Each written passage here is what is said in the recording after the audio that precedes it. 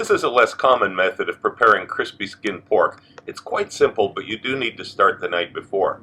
I've tried many methods over the years, but this one produces the best results in terms of the pork being soft and the skin being extremely crispy. So we have here is a slice of pork belly. You can see this is the bones are going across this way. You want something that doesn't have like this ridiculous huge amount of fat here, in my opinion. You know, everybody has their own ideas, but I like it with just about this amount of fat on it, so that you don't end up with this big squishy mess in it. But some people like it that way. I can tell you Russians do not like it that way. So the first step, just to make this a little bit easier here, is to cut it across. So now what we need to do is score the skin. And you're going to need a really sharp knife for this. And you don't want to cut all the way down. You don't cut it all the way down to the meat.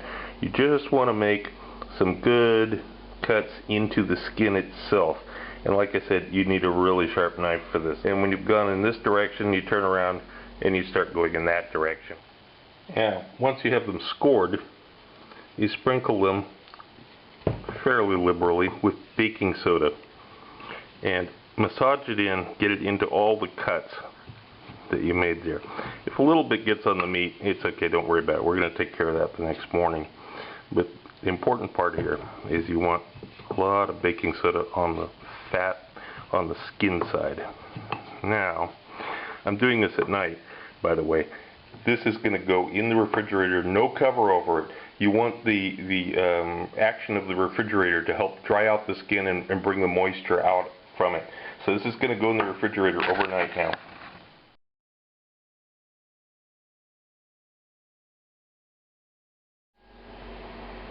This is the next morning now. Now I'm going to take the pork. Usually I would do this over a sink, but the sink doesn't have very good lighting. This is apple cider vinegar. You want to neutralize, if you can hear the fizzing there, you want to neutralize the baking soda and dry it off.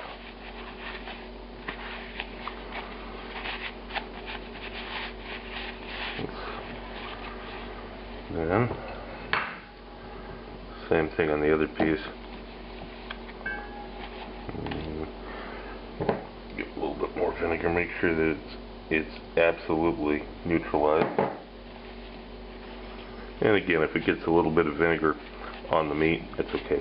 It's going to be just fine, because after this cooking time, it can be anything left of it anyway.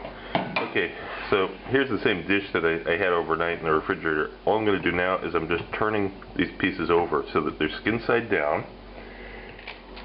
Then we take baking paper like this, parchment, and just put over the top, just like this. Don't use foil. And we're not trying to seal it. It's going to have plenty of room around the edge. We're just shielding the top from the heat of the oven mostly. We want to restrict the amount of moisture that can evaporate, but not eliminate it. So that's why I use baking paper or parchment paper in this case. Now this goes into the oven for an hour and a half, as explained in the text there.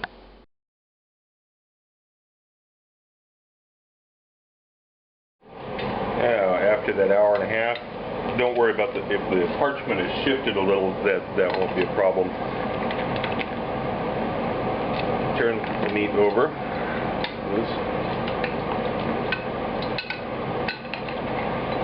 Now, you may have a problem with a dish like this, with it wanting to fall over. Here's your solution.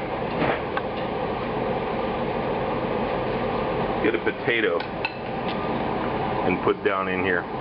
Okay, found a good position. The potato's down in this corner, skin side is up.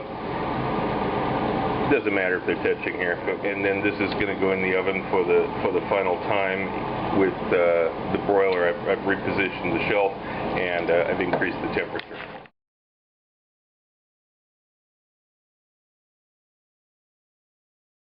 And then here's what it looks like coming out of the oven. You can see it's very, very crisp.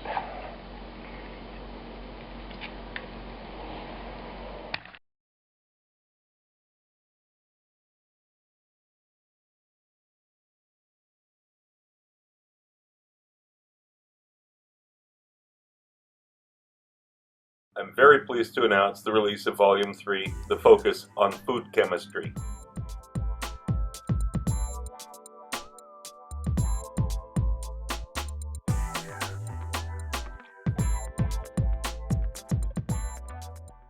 I want to clear up a few things about these 3 volumes.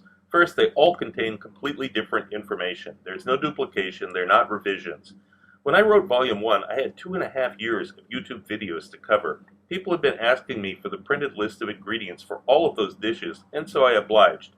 There are recipes with stepwise directions and many tips offered throughout, as well as an extensive history of Russian cuisine over the last 1,000 years, but Volume 1 is very different from Volume 2 and 3. In Volumes 2 and 3, I only had about 9 months of YouTube recipes to cover in each, so I was able to provide stepwise directions for everything. In Volume 2, I included a lot of additional information about cooking and some simple examples of flavor chemistry to set the stage for Volume 3.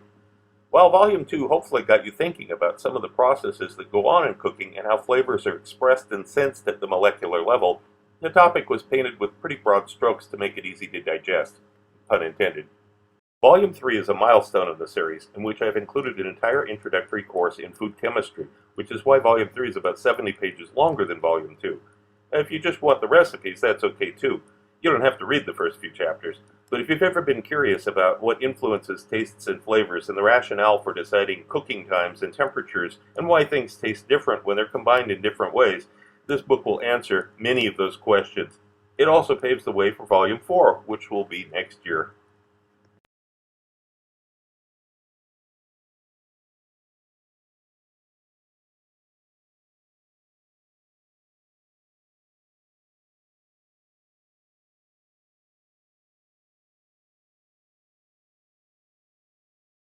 If you want to know more about my adventures as a chef around the world and have some great laughs along the way, be sure to check out the video tour of my book, 40 Years in One Night. It's up on YouTube right now. Click the link.